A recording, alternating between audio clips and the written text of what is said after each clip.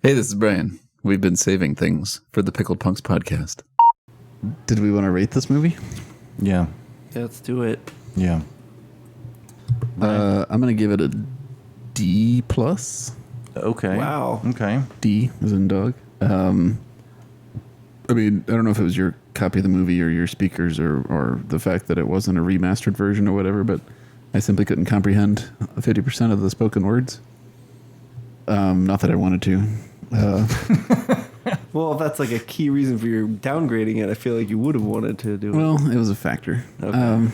The creativity of the monsters was, I can tell they put some thought into it, but like you said earlier, John, it just went on way too long. Like 30 minutes of that film could have been cut with no loss to the viewer, I feel like. Yeah. I think that I feel that way around the Lord of the Rings movies, and that's the reason why this is kind of in the fantasy department, maybe not. But with Lord of the Rings, there was like huge battle sequences, and people would comment that like, oh, that was the best part. For me, I was like, I don't find that interesting. I didn't like that part of Lord of the Rings, all those very lengthy battle sequences. And that's kind of the same thing, but much more boring. Because you're just not, there's nothing going on. You're just showcase of freaks, essentially. Yeah. Yeah. D plus. D plus. D plus. Barely passing, but below average. Okay. I don't think I'm going to go as low, but I would say maybe like a C plus. It wasn't, I don't think it was terribly bad. It was a little long, but it wasn't my cup of tea. Mm-hmm. I don't know.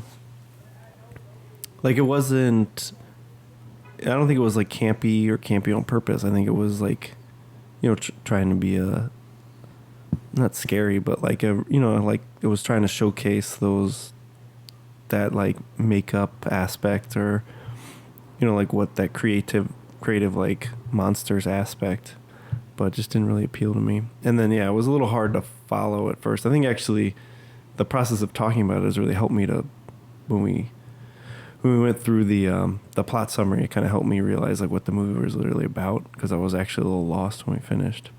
I would say that one of the strengths is like the variety of the settings, like her apartment, his apartment, the doctor's office, the driving scenes, and then the Midian itself. Like there was a lot of variety and a lot of care taken to create certain feelings about where you were in the movie.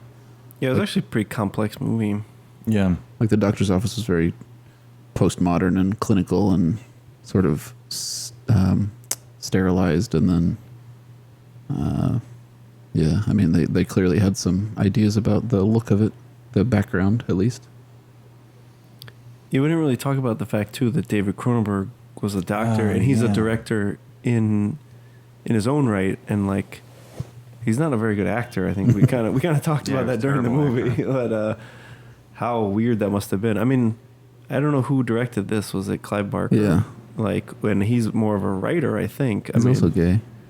Yeah, I've heard that. Yeah. But I wonder if like that maybe part of it, just having another person on the set who is David Cronenberg, as we've discussed in other podcasts, is very creative mind. Yeah, that creature that was like a stingray flying through the air at the end. Yeah. That struck me as very Cronenbergian. Cronenberg-esque. I wonder if he had influence on this, with some of these ridiculous ideas. It's like, let me throw in a freaky stomach scene. Yeah.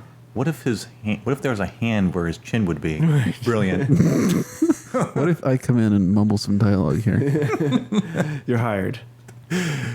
I thought that it was like a solid C. Like the valuable parts of the movie were the creativity, the absurdity, the action sequences, but it just went on for way too long. If they compressed this, maybe took out another...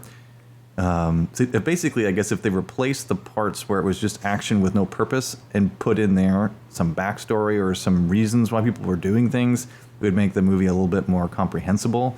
I'm not sure if it would make the movie any better, but it definitely would make it a little bit more comprehensible. So, I don't know. I think this movie is ripe for a remake. Remake or just re-edit. With current technologies. Yeah. You can pare down the plot a little bit. Yeah. Nightbreed.